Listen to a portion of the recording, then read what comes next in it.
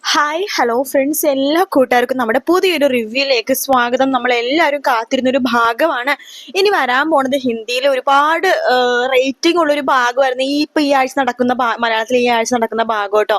ഞാൻ ജസ്റ്റ് ഒന്ന് ചോദിച്ചിട്ട് നിങ്ങൾക്ക് ഹിന്ദിയിലെ പോലെ തന്നെ മലയാളത്തിൽ ഈ ഭാഗങ്ങളൊക്കെ ഇഷ്ടപ്പെടുന്നുണ്ടോ? ഇഷ്ടപ്പെടുന്നുണ്ടെന്നുണ്ടെങ്കിലും ഇല്ലെങ്കിലും താഴെ ഒന്ന് കമന്റ് ചെയ്യണേ, ഒന്ന് അറിയാനായിട്ടാണ്. അപ്പൊ നാളെ അങ്ങനെ നമ്മുടെ ശ്രുതിയും അശ്വിനും കൂടിയിട്ട് വീടിനുള്ളിലേക്ക് കയറുവാണ്. അപ്പൊ അമ്മക്കും അമ്മായിക്കൊക്കെ ഭയങ്കര സന്തോഷമാവാ കേട്ടോ. അപ്പൊ തന്നെ നമ്മുടെ ശ്രുതി അമ്മായി പറഞ്ഞത് പ്രമിളയുടെ അവര് എത്തിയിട്ടോ എന്നിങ്ങനെ പറയാണ്.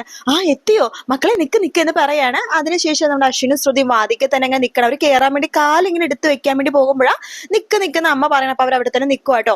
ആ സമയത്ത് അമ്മ പൂജ റൂമിൽ കയറിയിട്ട് ആരതിയൊക്കെ എടുത്തിട്ട് തിരിയൊക്കെ കൊളുത്തിന് ശേഷം അശ്വിനും ശ്രുതിനെ നന്നായിട്ടൊന്ന് ഒഴിഞ്ഞിടാണ്. ഒഴിഞ്ഞിട്ടിന് ശേഷം മക്കളെ ഇനി അകത്ത് കയറ്, വലതുകാല് വെച്ച് കയറ് എന്നൊക്കെ പറയാണ്.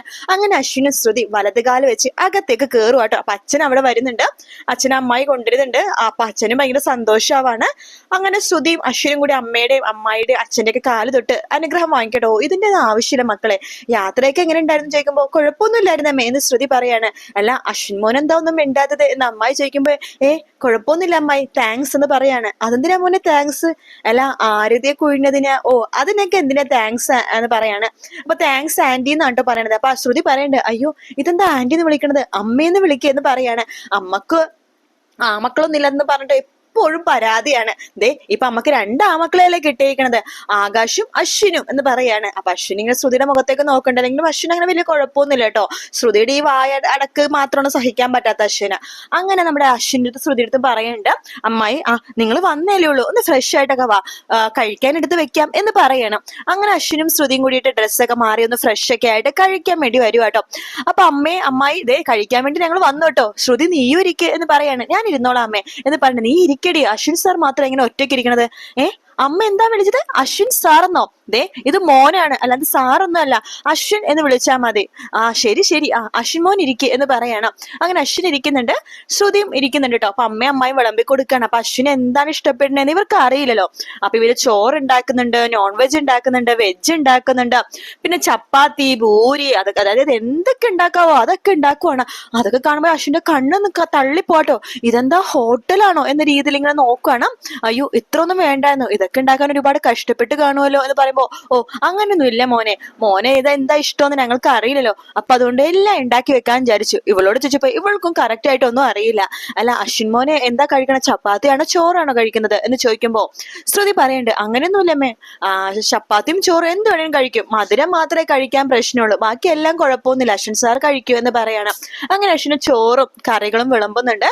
അയ്യോ ചപ്പാത്തി ഇടാൻ മറന്നു എന്നിട്ട് ആദ്യം പ്ലേറ്റിൽ തന്നെ ചപ്പാത്തിയും വെച്ച് കൊടുക്കുകയാണ്. അങ്ങനെ അശ്വിനെ കൊണ്ട് അവിടെയുള്ള സാധനങ്ങളൊക്കെ എങ്ങനെയൊക്കെ തീറ്റിക്കാവോ അങ്ങനെയൊക്കെ തീറ്റിക്കണം. അതായത് തീറ്റിച്ച് അശ്വിന്റെ വയറ് പൊട്ടുന്നുള്ള അവസ്ഥ വരെ തീറ്റിക്കും കേട്ടോ. അശ്വിനെ ശരിക്കും പറഞ്ഞാല് വയ്യ, ഉരുള കൂടി എടുത്ത് വായിലേക്ക് വെച്ചാൽ അത് അങ്ങനെ തന്നെ പുറത്തേക്ക് വരും. ആ ഒരു അവസ്ഥയിലാണ് അശ്വിൻ ആ ഭക്ഷണം ഫുള്ളും കഴിക്കണം കേട്ടോ. അപ്പൊ ശ്രുതി പറയണ്ടേ, എന്താ ഒന്നും കഴിക്കാത്തത്, ശരിക്കും കഴിക്കുക എന്നൊക്കെ പറഞ്ഞിട്ട് കഴിപ്പിച്ചു കൊടുക്കുക കേട്ടോ. അശ്വിൻ അങ്ങനെ ശ്വാസം മുട്ടുവാണ്. അങ്ങനെ ഭക്ഷണമൊക്കെ കഴിച്ചിട്ട് അശ്വിൻ ഒന്ന് റെസ്റ്റ് കഴിച്ചിട്ട് ഇരിക്കുമ്പോഴേക്കും ഭയങ്കരമായിട്ട് ചൂടെടുക്കുക കേട്ടോ. അപ്പൊ അമ്മായി പറയുന്നുണ്ട്, എന്താ അശ്വിൻ മോനെ ചൂടെടുക്കുന്നുണ്ടാവട്ടെ, കുഴപ്പമൊന്നുമില്ല, ഇവിടെ നല്ലൊരു കൂളർ ഉണ്ട്, സമാധാനമായി എന്ന് അശ്വിൻ വിചാരിക്കുക കേട്ടോ. അമ്മായി അങ്ങനെ കൂളറൊക്കെ എടുത്തോണ്ട് വന്നിട്ട് പ്ലഗ് ഒക്കെ കുത്തി ഓണൊക്കെ ആക്കുമ്പോഴേക്കും അത് വർക്കാവുന്നില്ല. ഇത് വർക്കാവുന്നില്ലല്ലോ, നേരത്തെ വരെ വർക്കായതാണല്ലോ, ഒന്ന് നോക്കട്ടെ എന്ന് പറഞ്ഞിട്ട് അമ്മായി തിരിച്ചു വെക്കാണ് കൂളർ. ആ സമയത്ത് അത് വർക്കാവുന്നുണ്ട്, പക്ഷെ പടപെടാന്ന് ഇങ്ങനെ ഒച്ച കേൾക്കുക കേട്ടോ. അപ്പൊ ശ്രുതി പറഞ്ഞിട്ട്, അമ്മായി ഇതേ പ്ലഗ് ഊരി വരാൻ പോകുവാണ്. അയ്യോ ശരിയാണല്ലോ, അതേ മോനെ ഇതിന്റെ വയറെ കുറച്ച് ചെറുതാണ്, മോനൊരു കാര്യം ഈ കൂളറിന്റെ അടുത്തേക്ക് കുറച്ച് അങ്ങോട്ടേക്ക് നീങ്ങിയിരുന്നു എന്ന് പറയണം. അങ്ങനെ അശ്വിനെ കൂളറിന്റെ അടുത്തേക്ക് കൊണ്ടിരുത്താണ്. അങ്ങനെ കുറച്ച് കാറ്റൊക്കെ അശ്വിനെ കിട്ടുന്നുണ്ട് കേട്ടോ. അതിനുശേഷമാണെങ്കിൽ അശ്വിൻ ഒന്ന് റെസ്റ്റ് ചെയ്യാൻ വേണ്ടി റൂമിൽ പോയിരിക്കുമ്പോഴേക്കും അയൽക്കാർ ചേച്ചിമാരും അമ്മാമ്മമാരൊക്കെ അങ്ങോട്ടേക്ക് വരുവാ കേട്ടോ. ശ്രുതി മോളെ എന്ന് വിളിച്ചിട്ടാണ് വരുന്നത്. ഇത് ആരൊക്കെയാ, വാ വാ വാ എന്ന് പറഞ്ഞിട്ട് നമ്മുടെ അമ്മായി അകത്തേക്ക് കയറ്റുന്നുണ്ട്. എല്ലടി പ്രമീളെ, രാധേ നിന്റെ മരുമകൻ വന്നൊന്ന് കേട്ടു, എന്തോ വലിയ ബിസിനസ്സുകാരനാണെന്നൊക്കെ എല്ലാവരും പറയുന്നുണ്ടായിരുന്നു. ഞങ്ങൾ ഇതുവരെ നിന്റെ മരുമകനെ കണ്ടിട്ടില്ലല്ലോ, പ്രീതിയുടെ ഭർത്താവിനെ കണ്ടിട്ടുണ്ട്. അവര് കല്യാണം കഴിഞ്ഞ ഒരാഴ്ചയൊക്കെ തന്നെ ഇവിടെ വന്നതല്ലേ, ഇവരുടെ കല്യാണം പെട്ടെന്ന് നടത്തിയൊരു കല്യാണമായിരുന്നല്ലോ ആണല്ലോ, അതുകൊണ്ട് ഇവരുടെ ഭാര്യനെ ഭർത്താവിനെ ശരിക്കും ഒന്ന് കാണാൻ പറ്റില്ല. നിന്റെ മരുമോനെ വിളിക്ക്, ഞങ്ങളൊന്ന് കാണട്ടെ എന്ന് അവിടുത്തെ ചേച്ചിമാരൊക്കെ പറയാണ്. ആ സമയത്ത് ശ്രുതി, അശ്വിൻ സാറിനെ കാണാൻ വേണ്ടി കുറച്ച് പേര് വന്നിട്ടുണ്ട്. അതെന്താ എന്നെ കാണാൻ വേണ്ടി? അല്ല, അവരൊന്നും അശ്വിൻ സാറിനെ കണ്ടിട്ടില്ലല്ലോ, എനിക്ക് വരാൻ പറ്റുമെന്നില്ല എന്ന് അശ്വിൻ പറയണം. എന്താ സർ, അവരെന്ത് വിചാരിക്കും, വാ സർ എന്നൊക്കെ പറഞ്ഞ് വിളിക്കുകയാണ്. അങ്ങനെ അശ്വിൻ വരുന്നുണ്ട്. അശ്വിനെ കാണുമ്പോൾ എല്ലാവരും ഇങ്ങനെ അന്താളിച്ച് നിൽക്കും കേട്ടോ. അതിനുശേഷം അശ്വിനെ ശരിക്കും നോക്കിയിട്ട് ഒരു അമ്മാമ്മ പറയുന്നുണ്ട്, അതെ പ്രമീള, നിന്റെ മരുമകൻ നല്ല സുന്ദരനാണല്ലോ, നല്ല ധൈര്യശാലിയാണെന്ന് തോന്നുന്നു, നിങ്ങളുടെ ഭാഗ്യം, ശ്രുതി മോളുടെ ഭാഗ്യമാണ് കേട്ടോ എന്നൊക്കെ പറയാണ്. ശേഷം അവരെല്ലാരും കൂടി അനുഗ്രഹിച്ച് വിടാണ്. അശ്വിനെയും ശ്രുതിനെയൊക്കെ അനുഗ്രഹിച്ച് അവരങ്ങോട്ടേക്ക് പോവുകയാണ്. അങ്ങനെ അശ്വിനാണെങ്കിൽ ആകെ ദേഷ്യം വരും. അശ്വിന് ഇതൊന്നും ഇഷ്ടമല്ലല്ലോ, കെയർ ചെയ്യണതും ഇങ്ങനെ പൊക്കി പറയണതും പൊങ്ങച്ചം പറയണതും ഒന്നും അശ്വിന് ഇഷ്ടമല്ല. അതുകൊണ്ട് തന്നെ അശ്വിന് അതൊന്നും ഇഷ്ടമായിരുന്നില്ല. സാധാരണ ഒരാൾക്ക് ഇങ്ങനെ പൊക്കി പറയുമ്പോഴൊക്കെ ഭയങ്കര ഇഷ്ടമായിരിക്കുമല്ലോ. അശ്വിൻ ദേഷ്യത്തോട് കൂടി തന്നെ മുകളിലേക്ക് കയറി പോകുമ്പോഴേക്കും തൊട്ടു പിന്നാലെ ശ്രുതിയും മുകളിലേക്ക് പോവാണ്. ആ സമയത്ത് ശ്രുതി വീഴാൻ പോകുമ്പോഴാണ് അശ്വിനിയെ പിടിക്കുന്ന ഭാഗം കാണിക്കുന്നില്ലേ, അപ്പൊ അതിങ്ങനെ വീഴാൻ പോകുമ്പോൾ അശ്വിനിയെ പിടിക്കാട്ടോ. അപ്പൊ ശ്രുതിനെ ഇങ്ങനെ പേടിപ്പിക്കാൻ വേണ്ടി ചെറുതായിട്ട് ഇങ്ങനെ അശ്വിൻ കൈ വിടുന്ന പോലെ കാണിക്കുന്നുണ്ട്. എന്നിട്ട് ഒന്നും കൂടി ഇങ്ങനെ ചേർത്ത് പിടിക്കാണ്. അത് അമ്മയെ കാണുമ്പോൾ അവർക്ക് നാണം വരും കേട്ടോ. അങ്ങനെ നമ്മുടെ അശ്വിനും ശ്രുതിയും കൂട്ടി അങ്ങനെ ആ ഒരു ദിവസം രാത്രി വരെ അങ്ങനെ തള്ളി നീക്കാണ്. രാത്രി ആവുമ്പോഴെങ്കിലോ, രാത്രിക്ക് തൊട്ട് മുമ്പ് അശ്വിനി AC ബുക്ക് ചെയ്യണ ഭാഗം ഞാൻ പറഞ്ഞില്ല ഇന്നലെ, AC ഒക്കെ അവിടെ വെക്കും കേട്ടോ. വെച്ചതിന് ശേഷമാണെങ്കിൽ AC ആണെങ്കിൽ ഭയങ്കര ഫുള്ളായിട്ടാണ് അശ്വിൻ ഇടുന്നത്. ഭയങ്കര പവർ ആയിട്ടാണ് കറണ്ട് അവിടെ വലിച്ചുകൊണ്ടിരിക്കുന്നത്. അപ്പൊ അങ്ങനെ ഫുൾ പവർ ആ വീട്ടിലേക്ക് കറണ്ട് ഇങ്ങനെ എടുക്കുമ്പോഴേക്കും ബാക്കി വീട്ടിൽ പവർ കിട്ടുന്നില്ല. അങ്ങനെ പവർ കട്ട് ആവാണ്. അവിടുത്തെ ഫുൾ ആ ഏരിയ ഫുള്ളും പവർ കട്ട് ആവാണ്. അപ്പൊ എല്ലാവരും ഇങ്ങനെ ഇലക്ട്രീഷ്യന്മാരെ വിളിക്കുന്നുണ്ട്. അപ്പൊ ഇലക്ട്രീഷ്യൻ പറയുന്നുണ്ട്, ഇവിടെ ഒരു വീട്ടില് ഓവറായിട്ട് ലോഡായിട്ട് പവർ എടുത്തോണ്ടാണ് പവർ കട്ട് സംഭവിച്ചെന്ന് പറയാണ്. അപ്പൊ എല്ലാരും പറയണ്ട, അത് ഏത് വീടാണ്?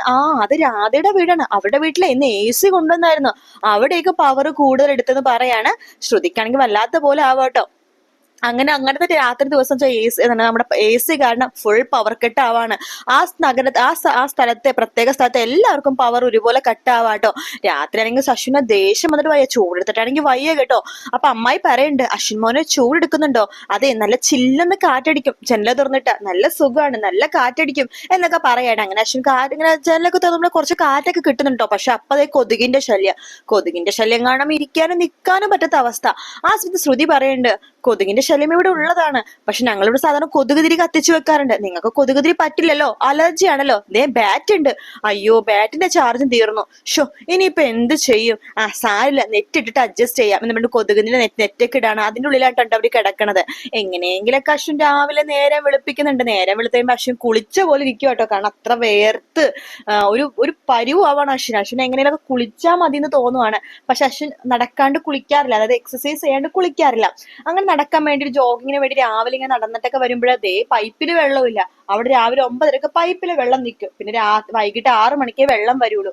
അപ്പൊ അങ്ങനത്തെ കുറെ നല്ല നല്ല സംഭവങ്ങളൊക്കെ ഉണ്ട് കേട്ടോ. നാളെ മറ്റന്നാളെയൊക്കെ ആയിട്ട്. വീഡിയോ ഇഷ്ടപ്പെടുകയാണെങ്കിൽ ലൈക്ക് ചെയ്യാനും സബ്സ്ക്രൈബ് ചെയ്യാനും കമന്റ് ചെയ്യാനും മറക്കല്ലേ. മറ്റൊരു വീഡിയോ ആയിട്ട് വീണ്ടും കാണാം ഫ്രണ്ട്സ്. Take care. എല്ലാവർക്കും ബൈ ബൈ. പിന്നെ ഞാൻ പറഞ്ഞ കാര്യം മറക്കണ്ട, നിങ്ങൾക്ക് ഈ ഭാഗങ്ങൾ ഇഷ്ടപ്പെടുകയാണെങ്കിൽ താഴെ ഒന്ന് കമന്റ് ചെയ്യണേ. അപ്പൊ നാളെ രാവിലെ കാണാം. എല്ലാവർക്കും ശുഭരാത്രി. Bye bye.